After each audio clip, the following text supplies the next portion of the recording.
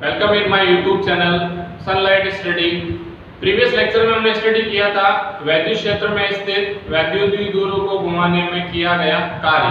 तो कार्य के फॉर्मूले की हम लोग पिछले लेक्चर में रचना कर चुके हैं और आज का जो लेक्चर है इस लेक्चर में हम लोग स्टडी करेंगे विद्युत क्षेत्र या बाह्य विद्युत क्षेत्र में स्थित वैद्युत द्विध्रुवों के कारण विद्युत स्थितिज ऊर्जा का मान क्या होगा और उसका क्या फॉर्मूला प्राप्त होगा, स्थायी अवस्था कौन सी होगी, अस्थायी अवस्था कौन सी होगी, उसके बारे में अध्ययन करेंगे। तो देखिए आज का टॉपिक है आज का अपना विद्युत क्षेत्र, या इसको लिख सकते हैं बाह्य विद्युत क्षेत्र में स्थित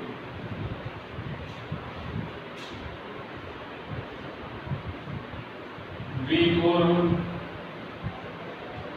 के कारण विद्युत स्थितिज ऊर्जा की गणना। तो देखिए हमें यहाँ फाइनली क्या फाइंड करना है, इलेक्ट्रिक पोटेंशियल एनर्जी U की वैल्यू फाइंड करनी है। इलेक्ट्रिक पोटेंशियल एनर्जी फाइंड करने से पहले हम इसके तीन डायग्राम है, उन डायग्राम को अच्छे तरीके से समझते हैं कि क्या कंडीशन है इसमें। तो देखिए फर्स्ट इसमें जो इलेक्ट्रिक फील्ड है उस इलेक्ट्रिक फील्ड में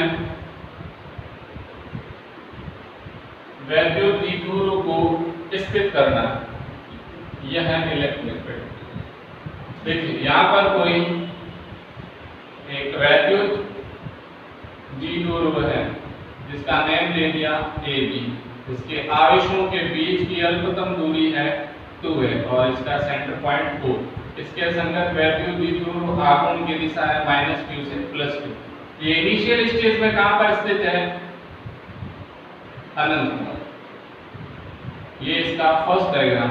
अब देखिए सेकंड डायग्राम इसका क्या कह रहा है, अनंत से विद्युत क्षेत्र में ला रहा है इसको, अनंत से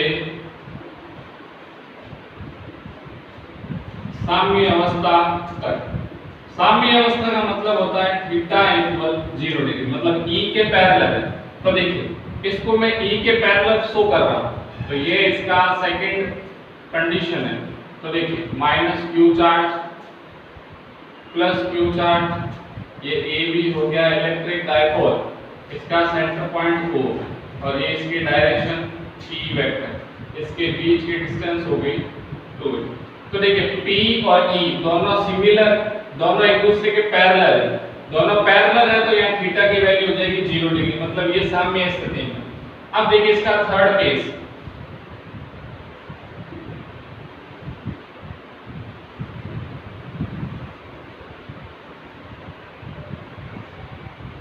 इस थर्ड केस में क्या कंडीशन है, यह है इलेक्ट्रिक फील्ड E वेक्टर। अब इसमें क्या है, साम्य अवस्था से थीटा कोण तक। तो देखिए साम्य अवस्था से थीटा कोण तक ला रहे हैं द्विध्रुव को, -q चार्ज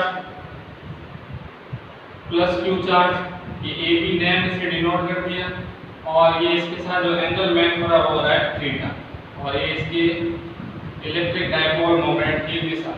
अब देखिए यहाँ ये तीन केस तो हो गए, लेकिन इसके संगत पहले अनंत पर था, उसको कहाँ ला रहे हैं, विद्युत क्षेत्र में, कहाँ तक, साम्य अवस्था तक। तो कुछ ना कुछ कार्य करना पड़ेगा और जो यहाँ पर कार्य कर रहे हैं उस कार्य को दे रहे हैं W1 और इसके क्रॉसपोंड में जो एनर्जी होगी इलेक्ट्रिक पोटेंशियल एनर्जी, उसकी वैल्यू क्या हो जाएगी U1। अब देखिए नेक्स्ट इसके संगत साम्य अवस्था में आ गया था, फिर साम्य अवस्था से थीटा कोण पर ला रहे हैं, तो इसके संगत जो किया गया कार्य था वो W2 और इसके संगत विद्युत स्थितिज ऊर्जा U2 हो जाएगी। तो देखिए पहले मैं इसको लैंग्वेज लिख देता हूं, फिर इसको डेरिवेशन के माध्यम से समझते हैं। माना AB एक वैद्युत द्विध्रुव है जिसके आवेशों के बीच की अल्पतम दूरी, आवेशों के बीच की अल्पतम दूरी है वो है 2a। इसके संगत वैद्युत द्विध्रुव आघूर्ण स्मॉल p वेक्टर है। ये तो हो गई इसकी सामान्य से लैंग्वेज। अब देखिए, अब इसका कार्य क्या कर रहा है, इस वैद्युत द्विध्रुव को अनंत से कहां लेके आ रहा है, विद्युत क्षेत्र। तो लिखते हैं वैद्युत द्विध्रुव को अनंत से विद्युत क्षेत्र में, अनंत से विद्युत क्षेत्र में थीटा कोण तक लाने में किया गया कार्य को दो भागों में विभाजित किया गया है। तो देखिए, दो भागों में विभाजित किया गया है, वो दो भाग कौन कौन से होंगे, इसके संगत एक बार W1 कार्य किया गया और इसके संगत किया गया कार्य W2 है। तो देखिए, इसके क्रॉसपॉन्ड में कार्य ज्ञात करते हैं। फर्स्ट, द्विध्रुव को अनंत से साम्य अवस्था तक लाने में किया गया कार्य W1 चेंजेस V1। अब देखिए, कार्य का फॉर्मूला आप सब लोग जानते हैं, कार्य बराबर होता है बल इनटू विस्थापन। देखिए, यहाँ पर जो कार्य होगा वो कार्य हम लोग ज्ञात करेंगे -q चार्ज पर। ये ऐसा क्यों, जो बल लग रहा है वो -q पर लग रहा है, ये क्यों हो रहा है? तो देखिए, इसका रीजन -q चार्ज और +q चार्ज, यहाँ पर ये अनंत पर सिचुएट था, इसके क्रॉस पॉइंट +q चार्ज को विद्युत क्षेत्र में ला रहे हैं, तो इस पर किया जा रहा कार्य। लेकिन -q चार्ज है, उस -q चार्ज पर स्वयं विद्युत क्षेत्र कार्य कर रहा है, तो इसके लिए स्वयं विद्युत क्षेत्र कार्य कर रहा है, तो इसके संगत इसको दूरी जो तय करनी पड़ेगी वो दूरी होगी 2a। कहने का मतलब ये है कि +q चार्ज है, उसको विद्युत क्षेत्र में ला रहा है, तो वहां पर खुद के द्वारा कार्य किया जा रहा है, उस पर कोई बाह्य कार्य किया जा रहा है। जबकि -q चार्ज है, उसको विद्युत क्षेत्र में लाने के लिए उस पर खुद पर विद्युत क्षेत्र कार्य कर रहा है। तो इस कंडीशन में हमें जो कार्य है वो -q पर फाइंड करना है। तो देखिए, कार्य का W इक्वल फोर्स F, विस्थापन, यहाँ पर विस्थापन है 2a।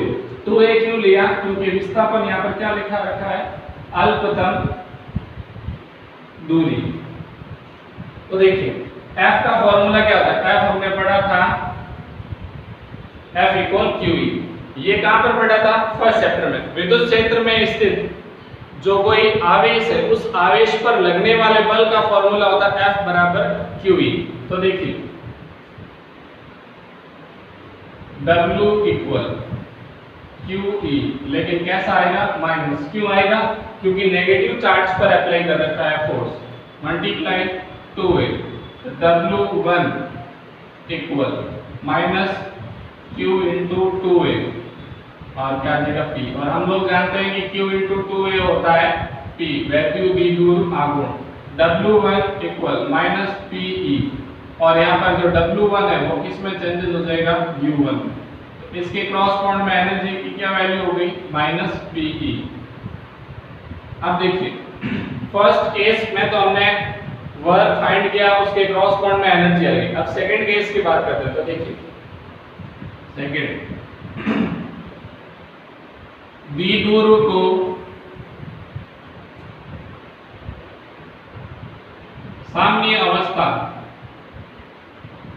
से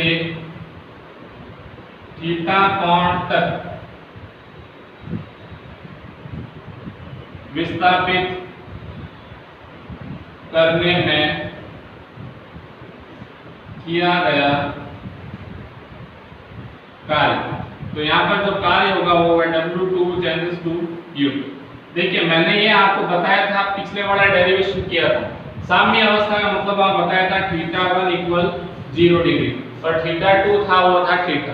तो उस केस से ही मैं इसको सीधा लिख रहा हूं। तो देखिए इसलिए यहाँ पर क्या प्राप्त हो रहा है, W2 equal PE 1 minus cos theta. ये केस नंबर 4 अप्लाई किया है लास्ट वाले डेरिवेशन से। तो देखिए यहाँ पर W2 है वो क्या हो जाएगा U2। तो U2 equal PE 1 minus cos theta. ये द्वितीय केस में स्थितिज ऊर्जा का मान प्राप्त हो गई। अतः कुल विद्युत स्थितिज ऊर्जा U equal U1 plus U2। दोनों की वैल्यू पुट कर देते हैं, पुट द वैल्यू। तो U इक्वल इसकी वैल्यू हो गई माइनस PE और इसकी वैल्यू हो गई PE 1 माइनस cos थीटा। अब देखिए इसको इनसाइड मल्टीप्लाई करें तो क्या प्राप्त होगा finally,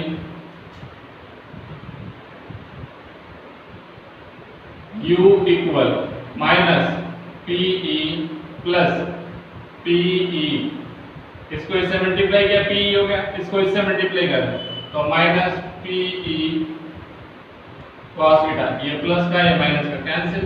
U equal minus PE cos theta. तो वैद्युत द्विध्रुव के कारण जो विद्युत स्थितिज ऊर्जा होती है उसका फॉर्मूला होता है U equal minus PE cos theta. अब देखिए ये इसका फाइनली फॉर्मूला हो गया। अगर इसका वेक्टर फॉर्म की बात करें सदिश रूप, तो सदिश रूप क्या होगा, U equal minus PE cos theta. Class 11 में हमने ऐसा पढ़ा था A vector dot B vector equal होता है modulus of A vector modulus of B vector cos theta. अब देखिए cos थीटा है तो यहाँ पर कौन सा प्रोडक्ट हो जाएगा, डॉट प्रोडक्ट। तो U इक्वल क्या हो जाएगा minus B vector dot E vector. और इससे हमें क्या प्राप्त, देखिए यहाँ पर हमने 11th में ऐसा पढ़ रखा है कि जब दो डॉट प्रोडक्ट में इस वेक्टर क्वांटिटी होगी तो उससे जो राशि प्राप्त होगी वो राशि होगी अदिश। तो देखिए P वेक्टर एक सदिश राशि है, E भी एक सदिश राशि है। इन दोनों के अदिश गुणनफल बिंदु गुणनफल से एक राशि प्राप्त हो रही है, वो राशि कैसी होगी, अदिश राशि होगी। अब देखिए इसके 3 केस है तो वो करते हैं, उससे पता चलेगा कि यह स्थायी अवस्था को कौन प्रदर्शित करता है, अस्थायी को कौन प्रदर्शित करता है। तो देखिए फर्स्ट केस इसका स्थिति first, if theta is 0 degree then U equal minus PE cos theta, U equal minus PE cos 0 degree। cos 0 की वैल्यू 1 होती है तो U इक्वल क्या देगा माइनस PE। अब देखिए सेकंड केस, केस सेकंड क्या कह रहा है, if theta is 90 degree then तब U equal minus PE cos theta, U equal minus PE cos 90। cos 90 की वैल्यू 0 होती है तो U इक्वल प्राप्त हो जाएगा 0। और नेक्स्ट थर्ड केस है, case third, if theta equal 180 degree then U equal minus PE cos theta. तो U इक्वल हो जाएगा minus PE cos 180 degree. cos 180 की वैल्यू होती है -1, PE -1 तो U इक्वल हो जाएगा माइनस माइनस प्लस PE। तो देखिए इन तीनों केस से क्या एक्सप्लेन हो रहा है, इसकी वैल्यू नेगेटिव है, ये 0 हो गया और ये पॉजिटिव है। मींस ये है कि जो फर्स्ट केस है उसकी जो पोटेंशियल एनर्जी फाइंड हुई वो क्या हमें प्राप्त हो रही है, मिनिमम पोटेंशियल एनर्जी। और जो यहाँ पर पोटेंशियल एनर्जी फाइंड हो रही है वो मैक्सिमम पोटेंशियल एनर्जी फाइंड हो रही है। और ये जो कंडीशन है ये स्थायी संतुलन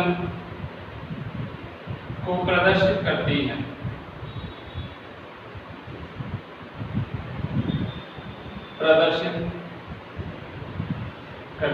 और यह अस्थायी संतुलन को प्रदर्शित करती है। इसी टॉपिक के साथ chapter number 3 electric potential and हो जाता है। इससे कुछ न्यूमेरिकल है जो न्यूमेरिकल करेंगे रिलेटेड, और नेक्स्ट लेक्चर में हम लोग न्यू चैप्टर स्टार्ट करेंगे। अभी तक हमारे चैनल को आपने सब्सक्राइब नहीं किया है तो सब्सक्राइब कर लीजिएगा ताकि समय समय पर आपको नोटिफिकेशन मिल सके, और इस वीडियो को ज़्यादा से ज़्यादा शेयर कीजिएगा।